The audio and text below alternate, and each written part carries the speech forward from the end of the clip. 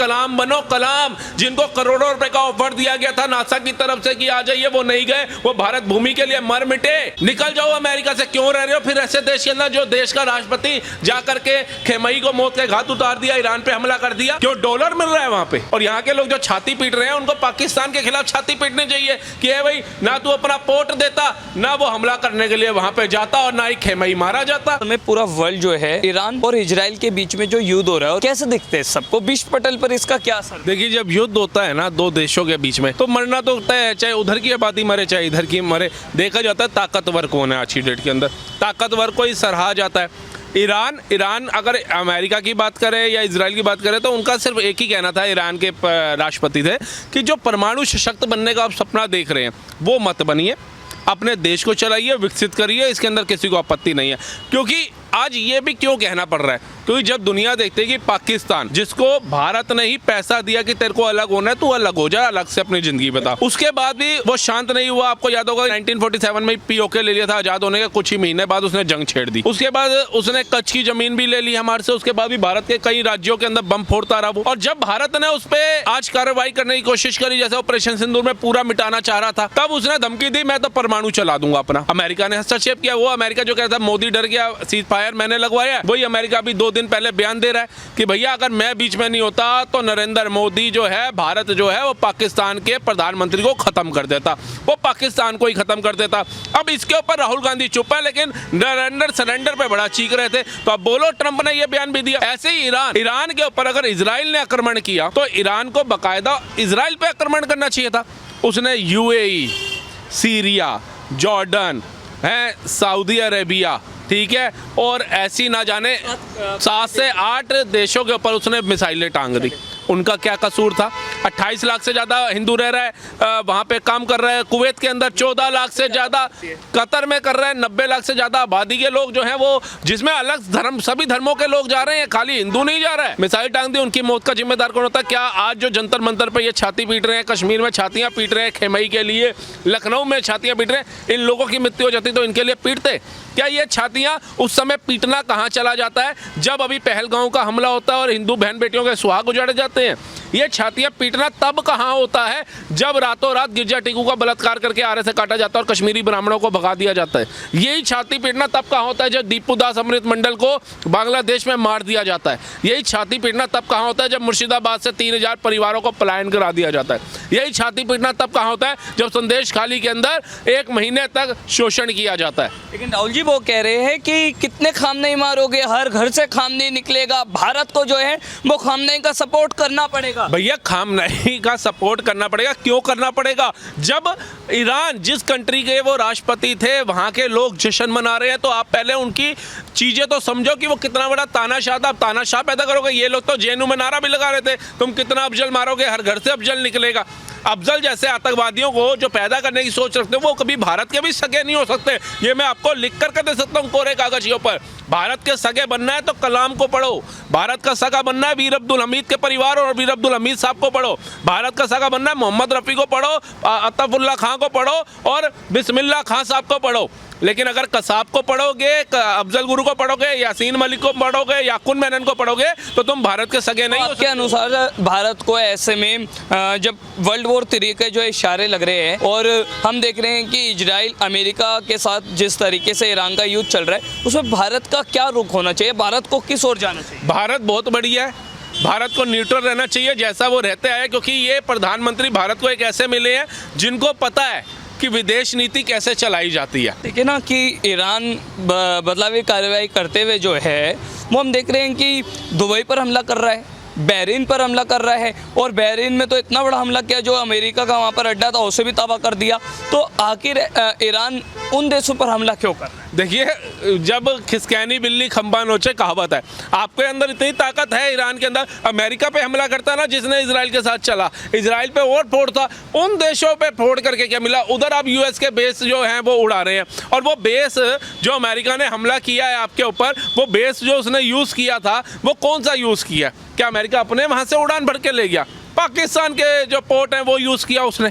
तो Pakistan Islamic country है, और यहाँ के लोग जो छाती पीट रहे हैं उनको पाकिस्तान के खिलाफ छाती पीटनी चाहिए कि भाई ना तू अपना पोर्ट देता, ना वो हमला करने के लिए वहाँ पे जाता, और ना ही खेमई मारा जाता।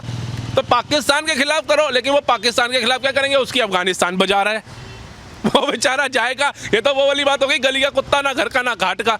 ठीक है, पाकिस्तान भारत को ललकारता था, अफगानिस्तान उसकी टपाटप बजा रहा है, उसके जितने ट्रक जा रहे हैं ऊपर ही एक प्लेन आ रहा है, वो बंदूकों से उसको वहीं पे ख़त्म कर रहा है, उसके फाइटर जेट को उड़ा रहा है। अब बताइए, इनको तो कोई बचाने वाला भी नहीं है, कौन इनके बीच में कूदेगा। राहुल जी, एक बड़ा सवाल ये है कि वहाँ के लोग तो जो है वो जश्न मना रहे हैं, बच्चे डांस कर रहे हैं, महिलाएं खुश हो रही है, पर यहाँ की महिलाएं रो रही है, कह रही हैं कि कितने खामने मारोगे, हर घर से खामने निकलेगा। युवा जो है वो सड़कों पर प्रदर्शन कर रहे हैं, यूपी में अलर्ट जारी हो गया है, दिल्ली में अलर्ट जारी हो गया है।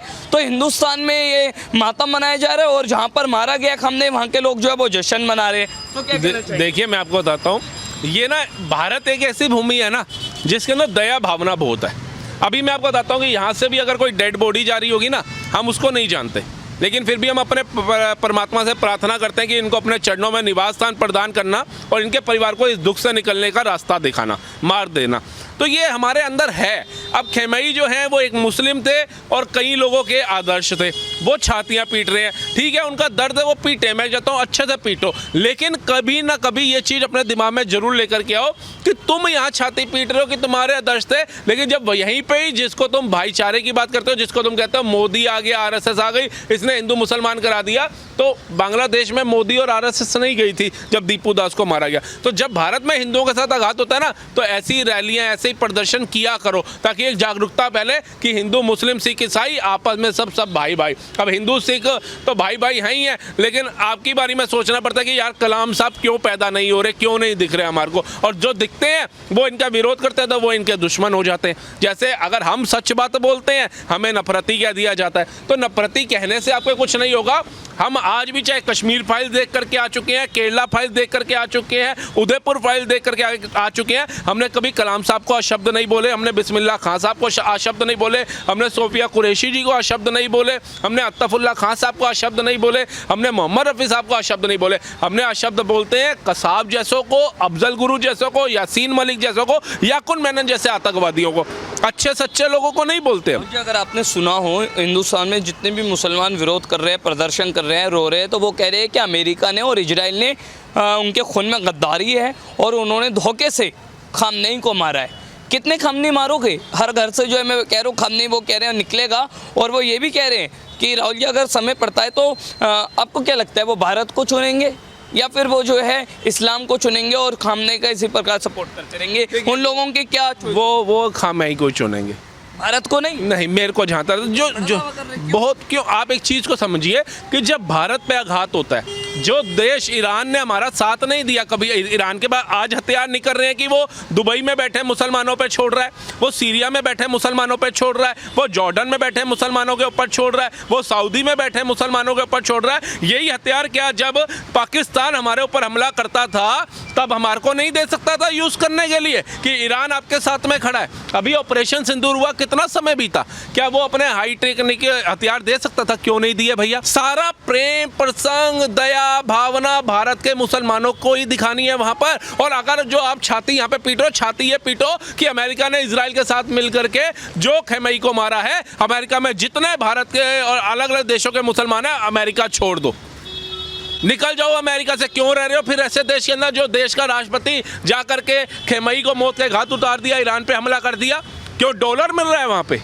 बोलिए, जितनी भी यूरोपियन कंट्रियाँ जिन्होंने आज खेमई का साथ नहीं दिया, वो सारी कंट्रियाँ छोड़ करके मुसलमान चला जाए दूसरे देश के अंदर जहाँ पे उसकी सुनवाई हो। ऐसा प्रदर्शन तो आप नहीं करते हो। मतलब रहना भी है और गुनगुनाना भी है, तो ये दोनों चीज़ें नहीं चलेंगी। कलाम बनो, कलाम जिनको करोड़ों रुपए का ऑफर दिया गया था नासा की तरफ से कि आ जाइए, वो नहीं गए, वो भारत भूमि के लिए मर मिटे, भारत को परमाणु सशक्त देश बनाया। आज अटल जी की याद पूरा भारत क्यों करता है? क्योंकि अटल जी ने विपक्ष को दरकिनार करके, अमेरिका को दरकिनार करके परमाणु परीक्षण करके दिखाया और भारत को परमाणु सशक्त भारत बना करके दिखाया। आज उसी की देन है कि कोई भी कंट्री, चाहे वो बड़ी से बड़ी ताकतवर हो, भारत की तरफ टेढ़ी आंख से नहीं दे सकती है। नहीं तो आज भारत का भी हाल वही होता जो ईरान का हो रहा है, जो यूक्रेन का हो रहा है, जो बांग्लादेश का हो रहा है, जो वेनेजुएला का हुआ। आज जहां पर हम देख रहे हैं कि रशिया यूक्रेन का युद्ध अभी शांत नहीं हुआ, अमेरिका ने वेनेजुएला पे कब्जा किया, उसके बाद ग्रीनलैंड पे कब्जा करने को चला हुआ है, उसी के साथ में ईरान इजराइल का और अभी अमेरिका का झगड़ा चल रहा है। उसके बाद वो झगड़ा जो है वो वहां तक पहुंच गई, जंग कहां, Saudi Arabia, Kuwait, Qatar, Biden, Bahrain और जॉर्डन, सीरिया तक पहुंच गई, और अभी वो भी शांत नहीं हुआ। उससे पहले गाजा फिलिस्तीन की बैंड बजा रहा था। आज भारत के अंदर जब विश्व स्तर के ऊपर युद्ध चल रहे हैं, एक देश दूसरे देश से लड़ रहा है, भारत के अंदर क्या हो रहा है, होली का जश्न कैसे मनाया जाएगा, होली कैसे मनानी है, मॉल में पिक्चर कौन सी देखनी है, घूमना कैसे है, स्वतंत्र कैसे है, क्यों? क्योंकि आज भारत का नेतृत्व करने वाले जो नरेंद्र मोदी सत्ता में बैठे हैं ना, उन्हें पता है कि आज का जो भारत है ना, ये वो भारत है जहां कोई तिरछी नजर से देख नहीं सकता। देखिए ना कि एक और तो जो है वो इजराइल ईरान पर अटैक कर रहा है, ईरान जो है बदले में 7 खाड़ी देशों पर हमला कर रहा है। तो ये मुस्लिम कंट्रीज एक दूसरे के खून की इतनी प्यासी क्यों बन रही है? ये तो मेरे को ना वो चाचा से पूछना पड़ेगा। एक वीडियो भी बहुत वायरल हो रही थी जब 2026 आने वाला था न्यू ईयर पे, वो चाचा कह रहे थे कि क्या करेगा मोदी, 2026 में तो दुनिया ही खत्म है, और सारे लोग मीम बना रहे थे, हल्के में ले रहे थे। वो बताना चाह रहा था कि ऐसा है, दुनिया खत्म और सारे इस्लामिक देश आपस में लड़ लड़ के ही खत्म हो रहे हैं। तो आज दुनिया देख रही है कि किनका वो खत्म होने के निशान पे आ रहे हैं। उन चाचा को हल्के पे ले लिया था लोगों ने। आज आरएसएस नहीं जा रही वहां पे, बजरंग दल नहीं गया है ईरान के अंदर, आज आपस में ये लड़ रहे हैं एक दूसरे के साथ में, सिया सुन्नी से लड़ रहा है, दूसरा देश उससे लड़ रहा है, फलाना उससे लड़ रहा है। और जबकि अगर शुक्र करो कि अभी राहुल गांधी का बयान नहीं आ जाएगा कि इसके पीछे भी मोदी का हाथ है, उसका ये मीम भी वायरल होता है। तो आप ये बताइए, नरेंद्र मोदी सर्वोच्च सम्मान लेकर के आ गए आराम से, लेकिन नेतन्याहू ने एक चीज़ वहाँ पे बोली थी जब उनकी मिसिज ने, उनकी धर्मपत्नी ने भगवा डाला था, और मोदी जी का जो हैंकी था वो भी भगवे कलर का था, तो उन्होंने कहा था मिस देख लीजिए। तो यही भगवा हम लहराएंगे जब परचम जीत करेंगे। असदुद्दीन ओवैसी जो है पीएम के लिए हमदर्दी जता रहे हैं। वो कह रहे हैं कि मोदी जी इजराइल यात्रा पर थे और इजराइल ने बताया भी नहीं कि जो है अगले 24 घंटे में युद्ध होने वाला है, उनका एयरक्राफ्ट हवा में होता तो मोदी जी को कुछ भी हो सकता था। इतनी बड़ी हमदर्दी उन्होंने जताई। भैया इतना प्यार मत दिखाया करो भैया, हमें तो कहीं ना कहीं हंसी सी आ जाती है कि तुम्हारे प्रति, तुम्हारे दिल में इतना प्यार कहाँ से आ जाता है मोदी जी के प्रति, जो कहता है मोदी पहाड़ों में चला जाएगा, योगी जो है वो मठ में चला जाएगा, तो तुम्हें बचाने कौन आएगा? जिसका भाई कहता है 15 मिनट के लिए पुलिस हटा दो, फिर हम बताएंगे हम क्या है। तुम इतना प्रेम मत दिखाओ, हमें तुम्हारा प्रेम नहीं चाहिए, मोदी जी को भी नहीं चाहिए, और मोदी जी की तरफ उंगली भी नहीं दे सकता है कोई, एक उंगली भी नहीं कर सकता है। मोदी जी वो ताकत है भारत की। अगर मोदी जी की तरफ, भारत छोड़ो, विदेशों में भी कोई उंगली कर देगा ना, तो उन्हें पता है कि ये भारत वो भारत नहीं है जो कांग्रेसियों के हाथों में था। ये भारत 140 करोड़ जनता के नेतृत्व करने वाले नरेंद्र मोदी के हाथ में है। चलिए अंत में बताइए कि ये वर्ल्ड वॉर 3 की ओर कोई इशारा है, या फिर आने वाले समय में भारत को भी कहीं ना कहीं इसका कुछ खामियाजा भुगतना पड़ेगा? देखिए, कल की अवतार होना है, अगर मैं सनातन को मानता हूँ तो, और जितने लोग सनातन को मानते हैं पता है कल की अवतार होगा। और ये जो आक्रमणिक देश हैं जिनकी सोच ही है झगड़े फैलाना, शांति को भंग करना, तो वो तो ख़त्म होंगे और वर्ल्ड वॉर 3 होगा, लिखा है तो होगा। चलिए, बातचीत करने के लिए बहुत शुक्रिया।